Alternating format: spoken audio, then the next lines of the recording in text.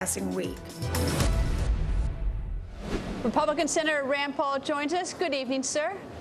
Hey, Greta. Glad to be with you. Nice to have you. So the Medicare chief, Marilyn Tavenner, testified today. She says that the website is continuing to improve. That brings some sort of sense of contentment to you. I don't know what other word to describe.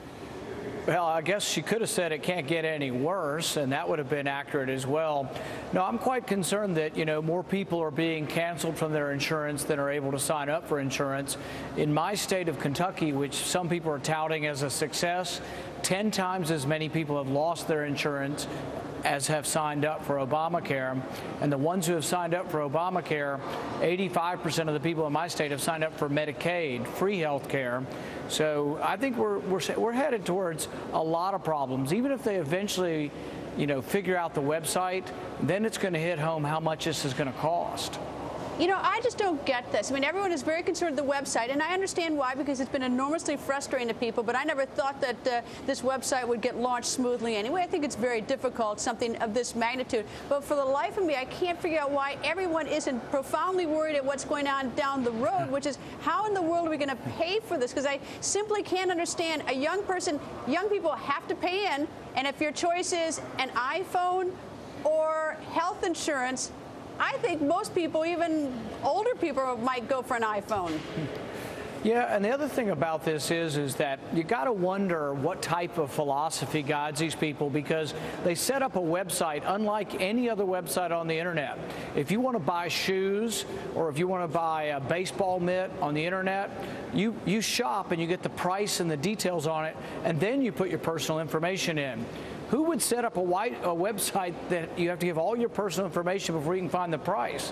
So they weren't thinking when they set this up, but they also don't work on a profit motive, so I don't give them a lot of hope for ever doing a good job with health care. All right, I know you don't like Obamacare, but in light of what we have and the situation we're in right now, is there any way to sort of massage it or change or do anything, because you are a doctor, so that we could meet the needs using the existing Obamacare? Can you fix it? Can you mend it? Can you repair it so that patients will get medical care, doctors will get paid, and we take care of people? Well, the first thing we ought to do, and this would be a little bit of a fix, this is Senator Johnson's bill. He has a bill that says if you like your doctor, you can keep him, kind of what the president was saying. And he changes one line in the bill that says you can keep your insurance and you don't get pushed into these 4 plans. And I can't imagine why they wouldn't choose that. I also think a delay of the individual mandate. He's unilaterally delayed it for 6 weeks. I really think they won't be ready in 6 months or even a year, because but what does that do for us? But what does that? I mean, that just means if it doesn't fix it, and if it still doesn't handle the problem with financing, putting it off for 1 year, all that's going to do is give Republicans a chance to to make more political hay with it. I mean, is there a way to actually fix what we have to improve it? Well, one of the things we could do for healthcare that would have, I think, gone a long way towards fixing it and causing competition and driving prices down is we should have expanded health savings accounts, but it's a completely different approach. We now have a government-centric approach, and there are little ways you can make it less bad, but they will not make it good for people. No one's ever going to like Obamacare. It's never going to be a great thing. Look, Medicare we accept in society, but it's not very efficient. It's $35 trillion in the hole, and from a doctor's point of view, we would spend an hour on the phone trying to get through to Medicare. Imagine we've got a brand new entitlement like this. It's going to go trillions of the dollars in the hole, and we're still going to not get good service, because the government employees tend not to care about you, because they're not intent on pleasing you, because you're just a taxpayer. You're not really a customer. I assume for a health savings account, you got to have some money to put in a health savings account.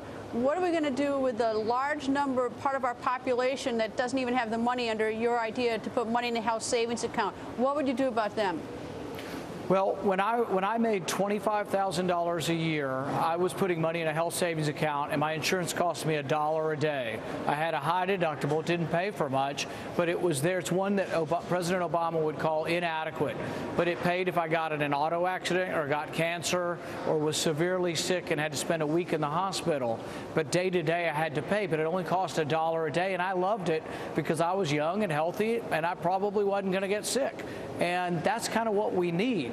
Young, healthy people aren't going to buy expensive Obamacare plans because they are going to be pretty expensive. They're going to have very high deductibles also, and they're still going to be expensive because they've mandated all these things that have to be covered below the deductible. There's all kinds of reasons why young, healthy people are not going to like being stuck with 4 choices.